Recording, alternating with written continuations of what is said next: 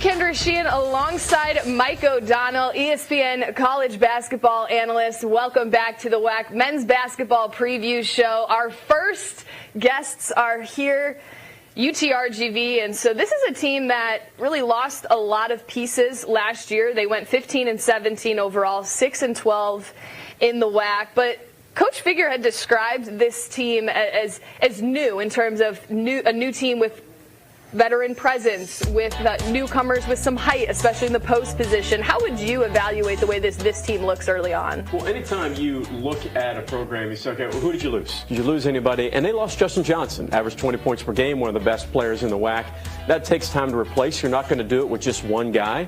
But they do return 7 other contributors from a team that had the 5th fastest tempo in the country last season. You want to talk about playing with tempo and pace. My goodness, UT Rio Grande Valley got up and down in a hurry. But they returned guys like Aaron Freeman, Dalen Williams, who we'll hear from in a few minutes.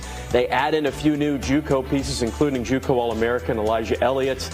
This is a team that is going to play fast. They're going to play with a lot of pace. If they can fine-tune some of the turnover situations, that just comes with playing at a fast pace sometimes, they can tune that up a little bit. You're talking a couple possessions here and there of them potentially winning 20 games last season. So we're going to see maybe scoring by committee when you lose a player like Justin Johnson. So it'll be really interesting to see how they adjust. But then it gives that opportunity for some of those other players to step up. We're going to go ahead and bring in head coach Matt Figure in his 3rd season at the helm of the UTRGV Vaqueros, along with Dalen Williams and Aaron Freeman. And so, Coach, welcome in. First one's in this morning. Good to see you. I want to talk to you about the way that you referred to this season. You said this is your first season with new recruits, experience, and size. What does that mean when you look at the body of players that you have in your system this year? Well, it's a situation where you have a year of finally having returning players, and then you add some pieces together with that, and so it's the first team that I've had that is not part of my first year, which stepping in to replace Lou Hill was a very unique situation, and so we're really into the first year where no one involved with that on our roster was a part of that situation, as tragic as it was. So. There was a lot of healing and things that had to take place here in order to move forward. Coach Figure, I want to talk to you a little bit about if you could educate us simpletons on the importance of pace. I love watching you guys play. When you play with pace and speed, I think a lot of times people assume that those things are different. When they think of pace, they think of just the same pace over and over again. And when you add speed into it and the way you guys run, there's a purpose to how you're running and why you're running. Is that due to the system that you like to put in place, or the players that you actually have on your roster? It's a little both. We practice that way every day.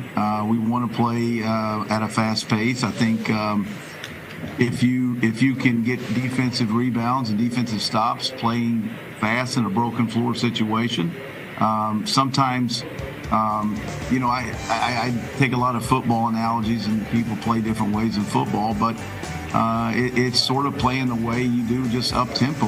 It's putting stress on the defense at any moment in time. I mean, if you can stress the defense out and not have to play against that defense, then you're always putting yourselves in advantage situations. And so the whole mindset is to put ourselves into advantage situations, and whether it be on a missed basket where we have broken floor, where you're back in transition and you get cross matches and things like that, or it's on a made basket, teams tend to celebrate and jog down the floor. So we want to race it back up and have quick turnaround points. Coach, I think, when we talk about Media Day and looking at this from a fan's perspective, we say, okay, how do you replace a player like Justin Johnson, who was one of the top players in the WAC? And what the reality is you've had to move on from that really quickly. Not the fact that you're dismissing what he did, but you're looking at it from a standpoint of you not just finding to replace one guy, but you're looking to do it, in multiple ways as potential collective effort. When you bring in someone like Elijah Elliott, who was a JUCO All-American, I think the natural inclination for fans to say, well, what does that actually mean? We're either looking at transfer portals or high school players, but JUCO ball right now, to me, is the best it's ever been. Would you agree with that assessment? Well, I coached in the 90s in junior college, and I coached Sean Marion. There was Steve Francis. There were some pretty good players back then, too. But as far as guys that can help you play, the great thing about junior college, and you are correct, it is very competitive, because when you have almost 2,000 people in the portal, a lot of those kids that play, let's say, a kid plays in the A10 or Conference USA or wherever, and he doesn't produce as a freshman, or they had the COVID stuff mixed in and everything.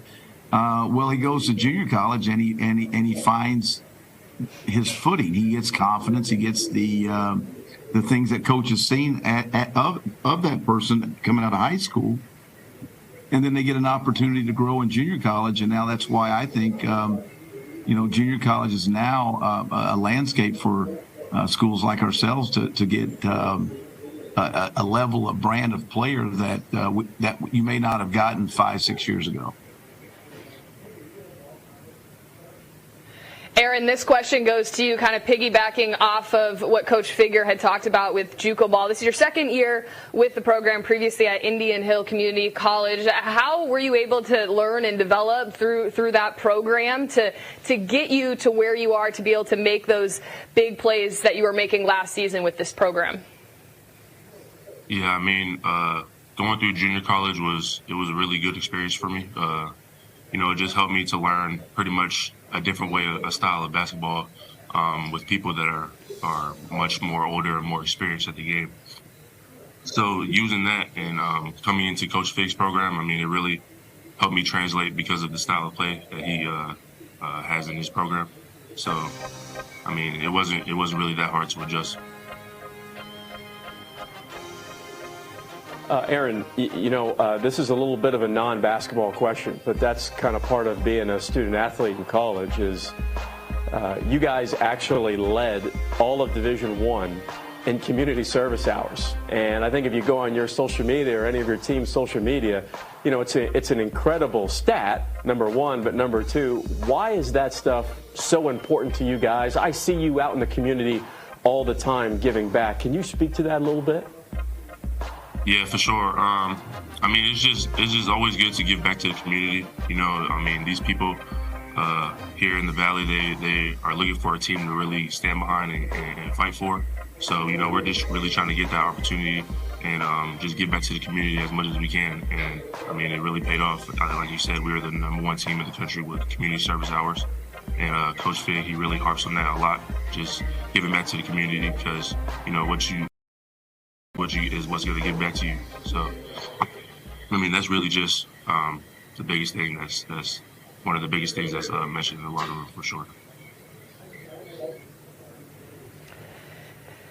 Dalen, for you, the team's mindset was a big focus on the off season. Of course, getting out and being involved in the community is huge. But how did the mindset of every day, every practice, every rep help this team stay locked in the gym to be able to compete and achieve for some of those goals that you have set this season? So the summer, we've been going at it every day. Like you said, it's an everyday process. Just having that mindset, is big for us because, last year it didn't go, as well as we wanted. So, this year we have high expectations. So if we come in every day with the mindset of, we need to attack the day, need to make this day the best we can. If we keep that same mindset, then it's going to pay off in the long run for us.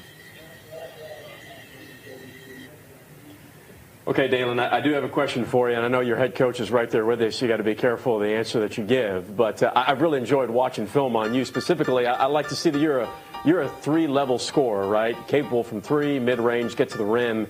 Where does that kind of mentality of where you're not just limited to one particular offensive skill set, where does that mentality come from for you? Well, to be honest with you, I'm just I'm just trying to play my game and do what coach wants me to do. If that requires me to, be a 3-level scorer, then I'll be it. But to be honest with you, I'm just doing whatever coach wants me to do, and just trying to do whatever my team needs me to do in order to, win games. Coach Figger, would you say that's an acceptable answer? Do you want him scoring from all 3 levels this season? His value, as we go on, last year was his first year in the program, and it's all about developing trust. I kind of let him offensively. Here's the one thing I think about offense is that, you kids look over their shoulder when they make mistakes offensively. And usually that's been historically when they think they're coming out of a game is when they make. I don't really get caught up into that, and so Dalen's is valuable because he's like having a second point guard on the floor. So I'm allowing him to use his basketball IQ to keep him in the middle of the floor for situations so he can pass, drive. He make some trail shots, get on the offensive glass. Score down the block sometimes. So the creativity that he's been able to develop just come over time and trust. So, yeah, it was a good answer. It was a great answer. Coach Figger, another emphasis over this offseason was defense and then closing out those close games. What type of drills and what type of things do you work on in practice to help achieve that finishing out games mindset and then always staying locked back on defense? As the season progressed last year, I had to figure out my true identity as a coach. You talk about evaluating players and things like that, and building program. Yeah, sometimes when you're sitting there, we were good enough to win on the road at the conference champions, tournament champions. We were good enough to do some of those things, but we were also not good enough to beat some of the teams in the league that finished in the area that we did as well. So I had to evaluate myself, and I've not been true to who I am. That's the biggest evaluation that I've had to make, is that I take responsibility and ownership of our program, and defensively the last 2 years we've not played the way that I have been. Spent my first 4 years at Austin Peay, my 10 years as a coach at Kansas State and South Carolina. So I just changed the whole defensive philosophy and get back to being true to myself. And so, win or lose, I know it's going to be on my terms.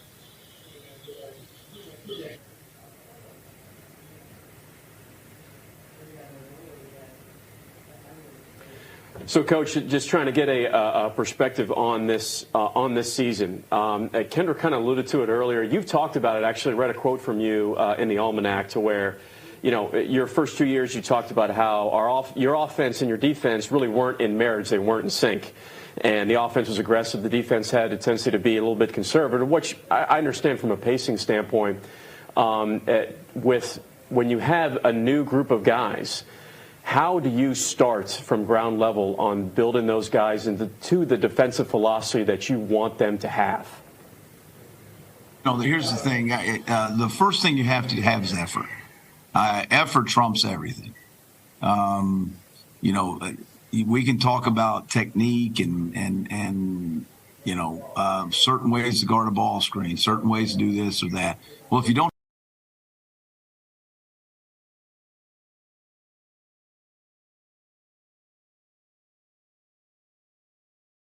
working on some techniques of things. And, the biggest thing is getting guys to play with effort. effort is the biggest part of being good defensively. And I think Kelvin Sampson once said it. I don't care what style of defense you play. If your team's not bought into playing that defense, then you're not going to be any good at it. So what I had to do was to reevaluate myself, and I go, well, what helped us win 20 games a year at Austin Peay? Well, it's the way we played defense. We created turnovers. We made teams uncomfortable. So now you put that back with playing fast. Now you're making the game a really hard situation for an opponent. So I had to look at myself in the mirror first to answer the question and say, what am I doing wrong? What am I doing to fail my players to put them in a situation to have the most success? We can sit and blame kids for situations, but if I don't get my guys to play with effort, then I'm failing them. And at some point in time, if they do not play with effort, then they're not paying attention to what I'm trying to do. So it doesn't work. So the first thing I look back at is you can do all the drills you want. If the effort isn't there, then nothing else works. Dalen, this question is for you as a 6'8" forward. There is so much height on this team. You guys got 2 7-footers and 5 players at 6'8" or above. How does this help your style of play when you have that much height down the post position? Yeah, it obviously helps. Having size on our team. With me, I would say I'm pretty good at facilitator. So having guys of size, gives me more options. If I'm driving, create more opportunities for me to drop it down to someone with more size. So I think it'll help with that, and then defensively, obviously, give us more rim protection and help us on rebounding as well. So having more size, I think it'll be an advantage for us for sure. Okay, Aaron, this last question is for you. You're a senior. This is the last go around here for college basketball, right? Obviously, you're really excited for the season. Would probably be an understatement. But what are your expectations for yourself, and what are the expectations for your program this season? It's something I've really been thinking about ever since the summer has passed and the season is coming along. It's hard to think about stepping away from college basketball after 4 years of doing it, 5 years, excuse me. But just really going out and giving everything I have on the court, leaving it all out there. That's the biggest thing I can do, because at the end of the day, I don't want to have any regrets. I don't want to think down the line, oh, I should have done this at this moment, or if I would have done this or been there at that time. I don't want to have any of those thoughts. So that's pretty much my mindset going into it for myself. For the team, I just want everybody to do the same thing, leave everything out on the court. Like Dalen said, we have high expectations this year, coming off of last year. So if we want to be able to win more games than we had last year, then everybody has to be locked in and on the same page and bought into what Coach Fig has for us. Aaron, Dalen, Coach Figger, thank you so much. The Vaqueros open up their season at home November 6th against Southwestern Adventist. When we come back,